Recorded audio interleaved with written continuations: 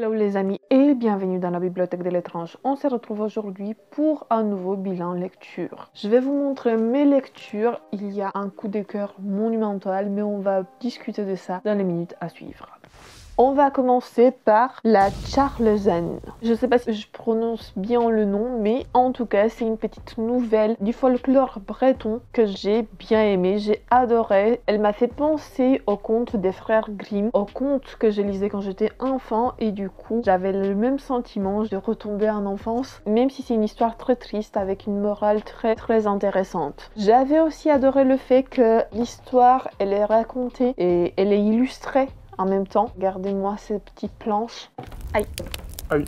Qui sont des tout beautés. Toute cette petite nouvelle est illustrée de cette manière et j'ai adoré. C'est l'histoire d'une jeune femme, Marguerite. C'est une fille qui n'a pas de parents, c'est une fille qui a vécu seule. Enfin, elle a été élevée par une mégère qui se retrouve au cœur de la forêt, qui l'exploite en quelque sorte pour qu'elle fasse les besoins de la maison, pour qu'elle fasse le ménage. Mais pourtant, la jeune femme, elle veut être libre, elle veut vivre au cœur de la forêt, elle veut vivre en harmonie avec la nature et tous les animaux de la forêt, mais pourtant elle se rend compte que la nature humaine contient de la noirceur. Elle est pure, elle est libre, mais pourtant les gens qui l'entourent ont que des pensées un peu négatives. Elle est d'une beauté incroyable, ce qui va lui causer la faim. Les gens, ils la désirent, il y a des gens qui la désirent, il y a des gens qui se suicident pour elle, et elle est au cœur de la tourmente, elle connaît rien de tout ça, elle a jamais connu d'amour et pourtant les gens ils haïssent, ils l'aiment de tout leur cœur. C'est une histoire très intéressante qui met en avant la passion. C'est un récit folklorique que j'avais bien aimé. Si vous avez la chance de trouver ce récit, peu importe, vous pouvez le tester, c'est vraiment chouette. Et on va passer au deuxième titre que j'ai lu dans ce bilan lecture, qui n'est autre que Betty de Tiffany McDaniel. Ce récit, il m'a déchiré le cœur, il m'a brisé en 1000 morceaux. J'ai pas de mots pour décrire tous les sentiments que j'ai ressentis lors de ma lecture. C'est un récit très dur. Si vous êtes dans une mauvaise passe, ne le lisez pas tout de suite parce que c'est d'une noirceur. Les actions qui se passent ici sont d'une noirceur, il y a de la lumière aussi, mais c'est très triste. J'ai l'habitude de pleurer devant des romans, devant des trucs qui sont tristes, et celui-là il m'a brisé le cœur. C'est l'histoire d'une petite indienne, Betty, qui est marginalisée de par sa paternité. Son père c'est un indien, un Cherokee, je sais pas comment on appelle ces tribus, mais en tout cas c'est un homme juste, il aime beaucoup, il aime de tout son cœur. Peut-être c'est un des seuls individus solaires dans ce récit. C'est un individu qui fera tout pour sa famille, pour le bien-être de sa famille, pour le bien-être de ses enfants, de sa femme. On a des passages qui sont très durs dans ce récit où on voit tout son amour pour sa femme qu'il a rencontrée par hasard, aussi pour ses filles, pour ses garçons.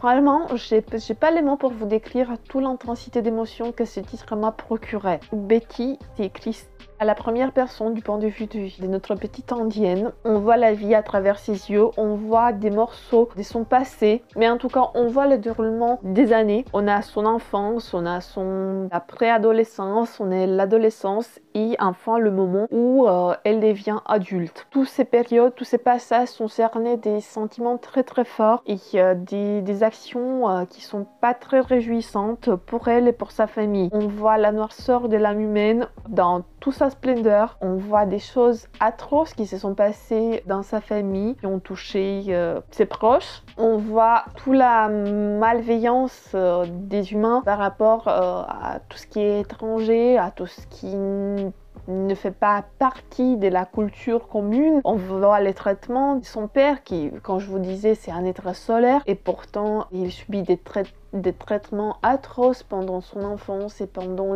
sa jeunesse. Il garde pourtant son âme pure. C'est un être vraiment, c'est un des personnages que j'ai le plus aimé dans ce récit, enfin les personnages secondaires que j'ai le plus aimé parce que j'ai adoré le récit de Betty. On a vu toute cette période, tout ce passage à travers ses yeux et on voit ses réflexions, on voit la cristallisation de sa conscience et on voit comment elle vit ses mauvaises passes de sa vie, comment elle va se blâmer pour certaines actions qu'elle n'a pas pu contrôler de ses proches. Il y a des passages déchirants quand Betty elle a 9 ans. Il y a l'histoire de sa mère, mais ça brise le cœur en fait. C'est pas une histoire que tu dis à un enfant des 9 ans. Tu vois le chemin vers l'enfer, tu vois qu'elle essaie de s'en sortir, d'avoir une vie heureuse et d'approprier la culture de son père parce que pendant longtemps, même si elle adore son père, elle en veut un peu à ce lien parce qu'elle a la peau un peu foncée. Elle ressemble pas à sa mère qui est assez claire de peau, qui a les cheveux blancs, qui est très jolie, même elle est très jolie mais elle se rend pas compte. Elle se dénigre, elle veut ressembler à quelqu'un d'autre, elle veut être quelqu'un d'autre pour que les gens l'acceptent. Très très dur.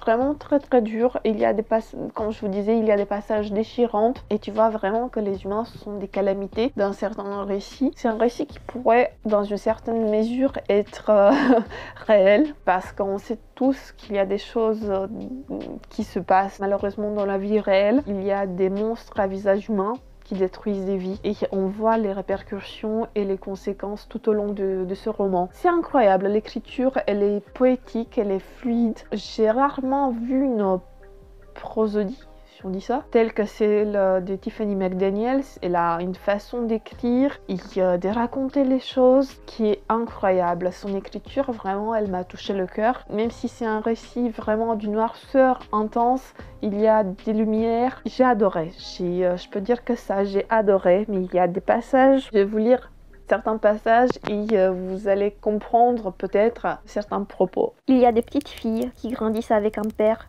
irréprochable, bon et tendrement lié au cœur de sa fille. D'autres petites filles grandissent sans père du tout, sans rien connaître, donc des hommes bons et de ceux qui le sont un peu moins. Les plus malheureuses de toutes les petites filles grandissent avec un père qui n'a pas son pareil pour transformer un ciel bleu et ensoleillé en une violente tempête. Ma mère était l'une de ces petites filles malheureuses. Tout au long de ces récits, on voit la vie à travers les yeux de Betty. C'est poétique, c'est très dur, c'est très dark. Je peux que vous recommander de lire Betty. J'ai pas le mot. C'est un coup de cœur, mais phénoménal. Je pense que c'est un des plus gros coups de cœur de cette année. Franchement, lisez Betty. Ça vaut vraiment le coup. Et la plume de Tiffany McDaniel, elle est incroyable. Si tous ces récits sont comme ça, mais je suis fan, je vais lire tous ces récits. Franchement, j'ai pas les mots. Je peux que vous recommander Betty.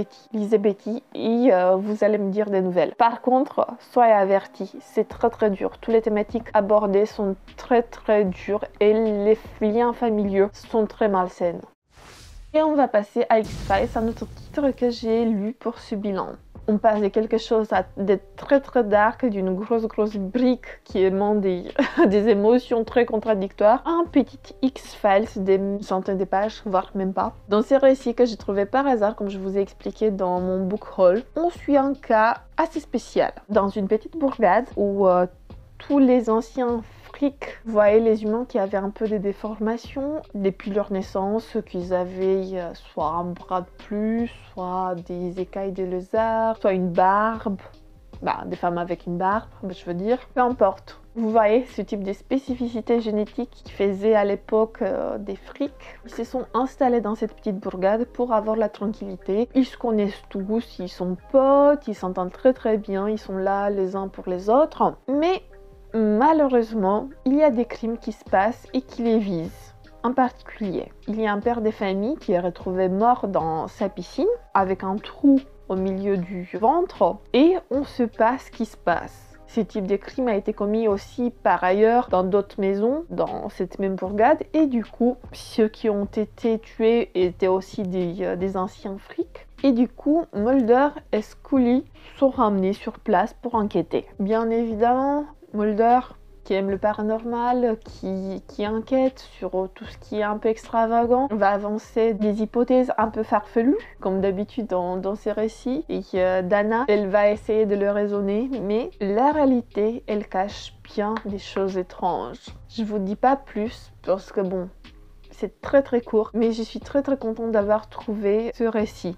Je vous recommande, si vous trouvez dans des brocantes ou en occasion les tomes des X-Files, n'hésitez pas. Moi j'ai du mal à les retrouver, j'ai que 2 tomes, mais j'avais lu par le passé d'autres. Voilà, j'essaie de les récupérer petit à petit, mais en tout cas, X-Files c'est une valeur sûre. On va passer maintenant à quelque chose de plus soft. Dracula, tome 2. Regardez-moi ça, Michael Jackson, un Dracula. Je suis pas la seule à le voir comme ça. Pour moi, c'est Michael Jackson. Vous pouvez me dire ce que vous voulez, mais la ressemblance, elle est frappante. Regardez-moi même ici, c'est Michael Jackson, on est bien d'accord. Vous pouvez pas nier. Bon bref, c'est le tome 2 de Dracula, ce manga qui raconte le mythe du vampire, qui reprend un peu l'histoire des Dracula de Bram Stoker à sa manière. Je suis perdue les gars. Vraiment, je suis perdue dans l'histoire. Les dessins sont sublimes. Comme vous avez pu voir, les dessins sont toujours sublimes. Mais l'histoire, elle part un peu dans tous les sens. On a des bribes racontées à travers le récit des Mina, mais je suis perplexe à tout ce qui se passe. À un moment donné, j'étais revenue en arrière et je comprenais pas trop ce qui se passait parce qu'on a l'impression parfois elle est intégrée dans cette école et parfois pas du tout. Enfin, on a l'impression qu'elle s'imagine des choses. Je sais pas comment interpréter tous ces cases. Il y a Van Helsing qui apparaît, des garçons qui sont sur les traces de Dracula pour aider leurs camarades infectés. Mais c'est un peu brouillon. Le récit il est un peu brouillon, du coup j'ai du mal à me projeter dans ces récits. J'ai un peu du mal. Vraiment, j'ai un peu du mal. Je vais le continuer. Mais j'espère que les choses vont s'améliorer et que toute cette histoire, elle va converger vers un point où je pourrais vraiment comprendre tout ce qui se passe. Parce que là, je suis perplexe. Je sais pas, dites-moi si vous avez lu ces 2 premiers tomes et si vous avez compris. Si je suis pas la seule à se faire des films, je sais pas. Et pour rester dans la thématique de vampires, on va finir avec Mémoc le démon. C'est le tome 5 de la saga des vampires d'Anne Rice. On part dans un délire métaphysique. Vraiment, les personnages vampiriques sont mis en second plan et l'autrice, elle utilise ce contexte pour mettre en avant l'histoire de la Genèse. C'est son propre interprétation de la Genèse. On voit la lutte entre le bien et le mal, on voit les 2 versions de faits, on voit les 2 camps. Je trouve que l'interprétation d'Anne Rice, elle est très intéressante. On a des éléments bibliques qui se regroupent, on a des éléments bibliques qui s'entrecroisent avec des éléments scientifiques de ce qu'on connaît sur l'apparition de la Terre et de la vie sur Terre. On a le concept du bien et du mal vu et revu à travers les yeux de Mémoc, qui n'est autre que Lucifer dans la tradition chrétienne, et aussi à travers les yeux des dieux. C'est un jeu de pouvoir entre les deux, c'est leur vision du bien et du mal, et Lestat, il devient un pion dans ces jeux de la création. Tout le gros du livre, il est concentré sur cette histoire de Genèse et sur cette vision, sur cette histoire racontée par le démon, par Mémoc. J'avais beaucoup aimé, c'était très intéressant, mais ça changeait beaucoup des autres récits qu'on a eu jusqu'à présent dans cette saga. Si vous êtes un peu réfractaire, si vous êtes allergique à tout ce qui est ange, démon, etc., bon, je pense pas que ce récit va vous plaire. Voilà, je vous dis pas plus. J'ai beaucoup aimé et je vais continuer cette saga quand je vais trouver le reste de la série. Pour moi, la plume d'Anne Rice est une valeur sûre. Voilà ce que j'ai pu lire récemment en termes de romans, de mangas, livres, etc., etc. Par contre, ne partez pas parce que j'ai regardé aussi un film. Midsommar. Je ne sais pas si je prononce bien le nom. Ça signifie solstice en suédois. Et ce film, il m'a traumatisée. Franchement, je m'attendais à un truc un peu... une horreur chill. C'est un peu chill, mais il y a certaines scènes qui... m'ont hérissé le poil, ils étaient un peu dégueulasses. Il y a des scènes très visuelles dans ces récits. On va commencer par le début. Ça va être très brouillon parce que je sais pas comment vous l'expliquer, comment vous le résumer. C'est l'histoire d'un groupe d'amis qui se retrouvent ensemble en Suède pour un festival inauguré par la famille d'un pote. Du coup, ils partent ensemble pour regarder ce festival et pour étudier en même temps les coutumes parce que les gars de ce groupe, ils font des études d'archéologie et du coup ils étudient aussi les cultures et les coutumes anciennes et on se retrouve dans cette communauté ancienne qui fête le solstice. Tout est beau, il y a un cadre rustique, traditionnel, mais tu sens qu'il y a des choses qui vont mal se passer. C'est un film d'horreur d'ambiance. Et c'est parfois dégueulasse, c'est traumatisant. L'ambiance est très pesante. Tu vois, tout est beau. C'est pas un récit gore de premier abord. C'est blanc, tu t'es immaculé, mais il y a ces sonorités qui sont mises en avant. Il y a certains cadres et prises de perspective qui te met mal à l'aise. Il y a certains cadres que j'ai adorés. Il y a aussi, à un moment donné, un plan un peu de travers à l'envers, je trouvais très intéressant et qui te met dans une ambiance un peu glauque, un peu malsaine.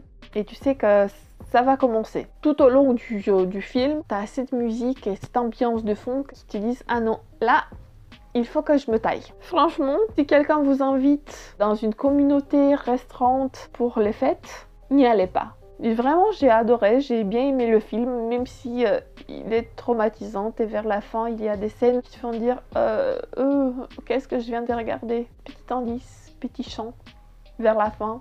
Vous allez comprendre en regardant Midsommar. Voilà, c'est tout pour aujourd'hui. C'est tout ce que j'ai lu récemment, tout ce que j'ai vu. Dites-moi dans les commentaires si vous avez lu un de ces titres ou si vous avez vu le film. Je vous fais plein de bisous. Que les chats soient avec vous. Ciao tout le monde. Bisous, bisous.